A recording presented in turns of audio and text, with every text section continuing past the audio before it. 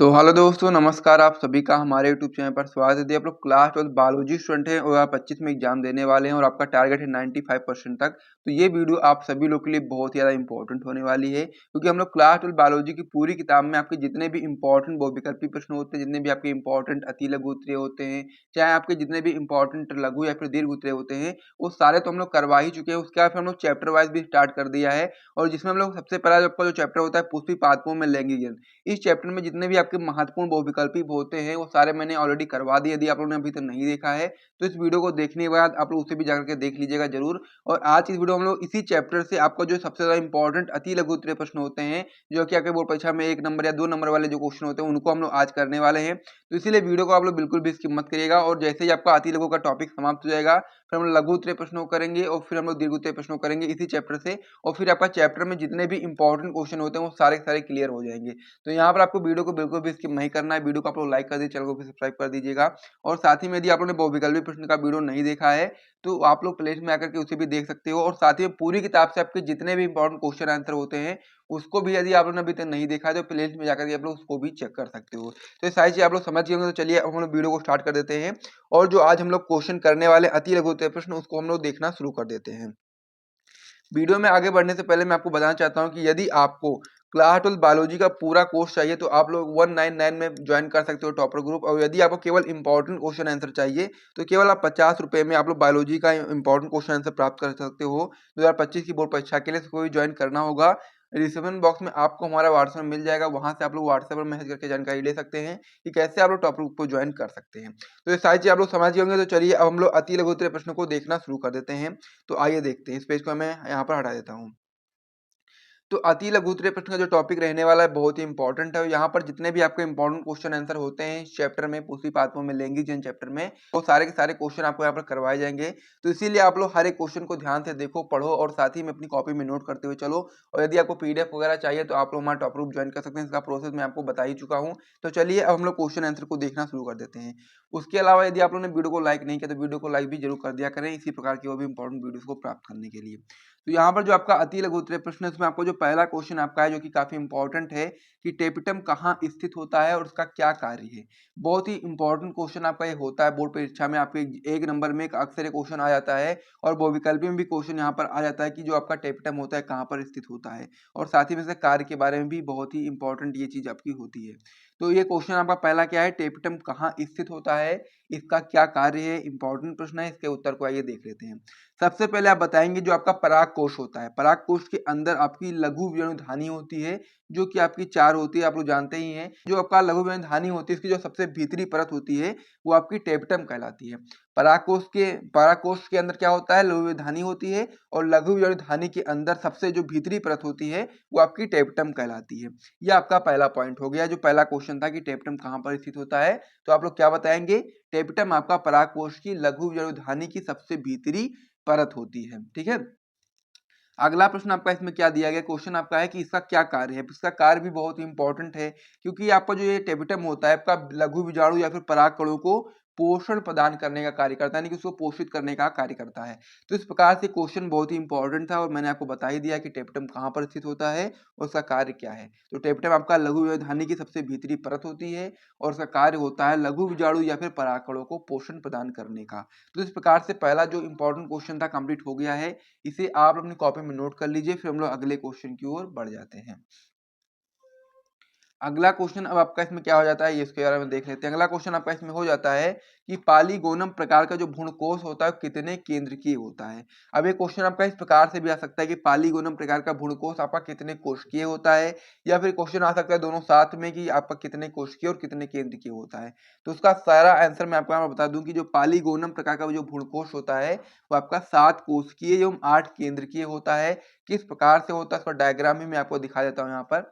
ये आपका एक होता है भ्रूणकोश, जिसमें आपकी 3 कोशिकाएं ऊपर होती हैं, 3 ही कोशिकाएं आपकी नीचे होती हैं, और एक कोशिका बीच में होती है। इसमें आपके 2 केंद्रक होते हैं। ऊपर वाली तीनों कोशिकाओं में एक केंद्रक, और नीचे वाली तीनों कोशिकाओं में एक केंद्रक होता है। ठीक है। तो इस प्रकार से आपका ये हो जाता है। ऊपर की जो तीनों कोशिकाएं होती है इसको हम लोग क्या बोलते हैं, प्रतिमुख कोशिका बोलते हैं, प्रतिमुख कोशिका बोलते हैं। और जो बीच वाली कोशिका होती है इसको हम द्वितीय कोशिका बोलते हैं। और जो नीचे वाली जो कोशिका होती है इसमें जो अगल बगल की कोशिका होगी उसको हम लोग बोलेंगे सहायक, और जो बीच वाली कोशिका होती है इसको हम लोग क्या बोलते हैं, इसको हम लोग अंड कोशिका बोलते हैं। तो यहाँ पर आप देखो, यहाँ पर कोशिका कितनी है, 3 कोशिका ऊपर है, 3 कोशिका नीचे है और 1 कोशिका बीच में है, ठीक है। तो कितने कोशिका हो गई, 3 3 6 और 1 7, 7 कोशिका हो गई। अब केंद्रक की बात हो रही है तो केंद्रक आपको बताना है, तो केंद्रक देखोगे तो 3 केंद्रक ऊपर है, तीनों कोशिकाओं में केंद्रक है, तो 3 केंद्रक ऊपर हो गए और 3 ही केंद्रक नीचे हो गए। लेकिन जो बीच वाली कोशिका इसमें आपके 2 केंद्रक है, तो केंद्रक कितने हो गए, 3 3 6 और 2 8, 8 आपके केंद्रक हो गए। तो यहाँ पर आपको समझ में आ गया होगा कि जो पालीगोनम प्रकार का भ्रूणकोश होता है वो आपका 7 कोशिकीय होता है और साथ ही में 8 केंद्रकीय होता है। ये आप लोग नोट कर लीजिए, फिर हम लोग अगले क्वेश्चन की ओर बढ़ जाते हैं। अगला क्वेश्चन आपका इसमें दिया गया कि अनिषेक जनन को परिभाषित कीजिए। ये भी आपका एक इंपॉर्टेंट प्रश्न है, अनिषेक जनन वाला, कि अनिषेक जनन क्या होता है।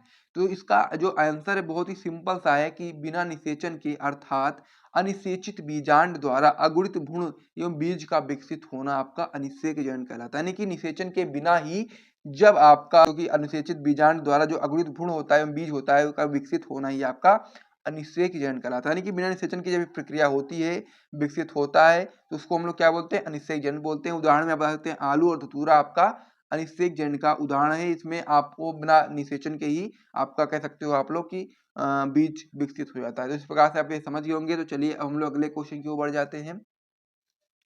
अगला प्रश्न आपका इसमें हो जाता है कि आभासी फलों के 2 उदाहरण बताइए। ये भी आपका एक इंपॉर्टेंट प्रश्न है। आभासी फलों के आपके 2 उदाहरण आपको बताने हैं। तो इसमें आप बताएंगे कि आभासी, जिसको हम लोग मिथ्या फल बोलते हैं या फिर नकली फल भी बोल सकते हैं। तो आभासी यानी कि मिथ्या फलों के 2 उदाहरण आप लोग इस प्रकार से बता सकते हो, सेब या नाशपाती, या फिर आप लोग स्ट्रॉबेरी बता सकते हो। ये सभी क्या है आपके आभासी फलों के या फिर बोल सकते हो मिथ्या या फिर नकली फलों के उदाहरण हैं। इसे भी आप लोग नोट कर लीजिए। ये भी आपका इंपॉर्टेंट प्रश्न है, अक्सर एग्जाम में आ जाता है। और फिर हम लोग अगले पेज पे बढ़ेंगे और भी प्रश्नों को देखेंगे। यहाँ से आपको वीडियो पसंद आ रहा है तो वीडियो को लाइक भी जरूर करिएगा। तो चलिए हम लोग अगले पेज पे बढ़ जाते हैं।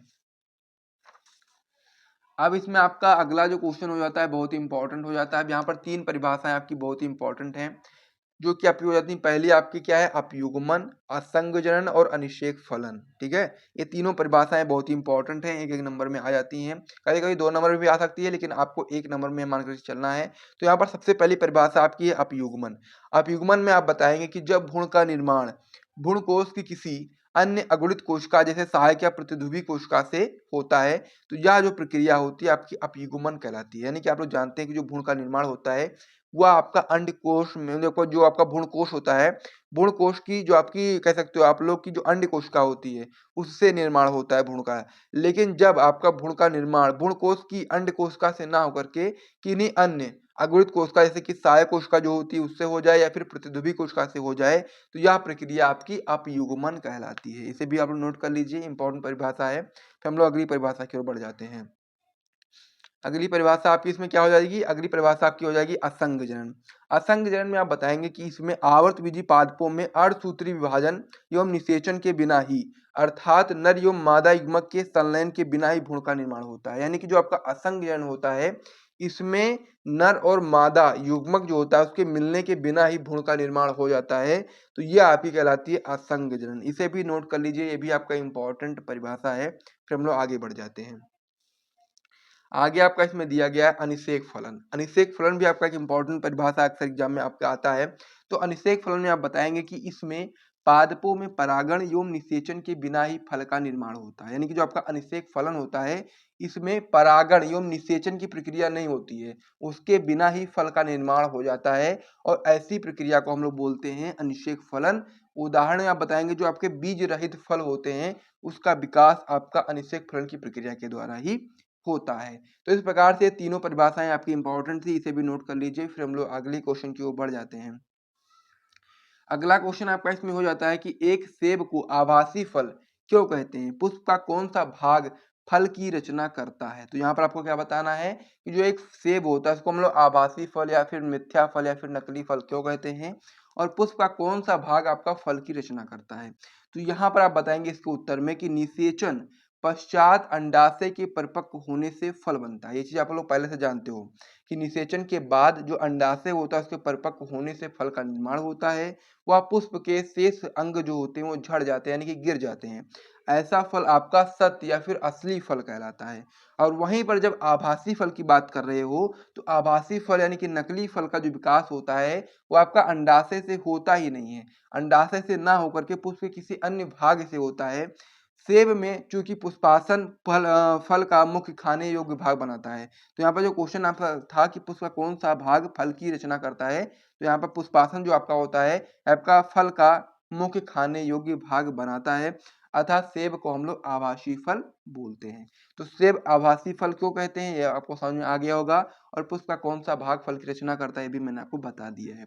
इसे भी नोट कर लीजिए, फिर हम लोग अगले क्वेश्चन की ओर बढ़ जाते हैं। अगला क्वेश्चन आपका इसमें हो जाता है कि एक आवर्तबीजी पुष्प के उन अंगों के नाम लिखिए जहां नर एवं मादा इंफोदित का विकास होता है। क्या बताना है आपको? एक आवर्तबीजी पुष्प के उन अंगों का नाम बताना है जहां नर एवं मादा इंफोदित का विकास होता है।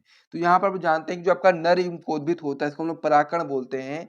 और दूसरा आपका होता है इसमें मादा इंफोदित जिसको हम लोग भ्रूणकोष बोलते हैं। तो जो नर इंफोदित होता है यानी कि जो परागकण होता है उसका विकास परागकोश की लघु जड़ी धानी में होता है। और जो आपका मादा इंफोदित होता है यानी कि भ्रूणकोष होता है इसका विकास अंडाशय के बीजांड में होता है। इसे भी आप लोग नोट कर लीजिए, इंपॉर्टेंट प्रश्न है। तो यहाँ पर जो आपके अति लघुत्तरीय प्रश्न होते हैं जो कि आपकी बोर्ड परीक्षा में 1 नंबर में क्वेश्चन आते हैं वो तो आपके कंप्लीट हो चुके हैं। यही सारे प्रश्न आपको बोर्ड परीक्षा में 1 नंबर में आते दिखाई देंगे इस चैप्टर से, पोषी पौधों में लैंगिक जन चैप्टर से। और उसके बाद फिर जो आपके 2 और 3 वाले जो क्वेश्चन होते हैं उसको हम लोग नेक्स्ट वीडियो में करेंगे और वहां पर भी पूरा हम लोग करवा देंगे। और फिर हम लोग दीर्घ प्रश्नों को भी यहाँ पर करेंगे। तो यहाँ से यदि वीडियो पसंद आए तो वीडियो को लाइक करिए, चैनल को सब्सक्राइब करिएगा। मिलेंगे नेक्स्ट वीडियो में, तब तक के लिए जय हिंद।